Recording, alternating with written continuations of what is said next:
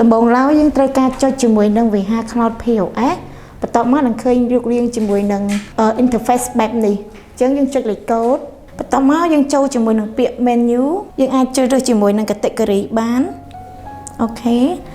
ជាមួយ item នីមួយៗគឺតែងតែមាន modifier ក៏ដូចជាការកំណត់ size អញ្ចឹងយើងចូលពាក្យកំណត់ size ចូល modifier ឬជា score បន្ទាប់មកយើង add to chart បើសិនជាគាត់ចង់បន្ថែមជាមួយនឹង item មួយទៀតយើងអាចធ្វើជាលក្ខណៈដដែលដូចបំពេញមិញ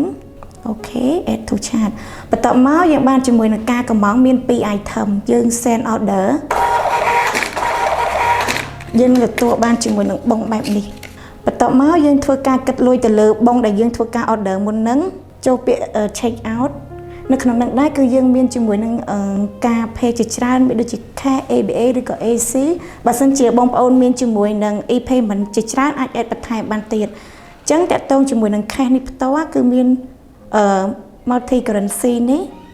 អាចជាលុយខ្មែរឬក៏លុយដុល្លារបានអញ្ចឹងយើងចុច ABA មក pay យើង confirm មកបងនឹងយើងនឹង pay រួចរាល់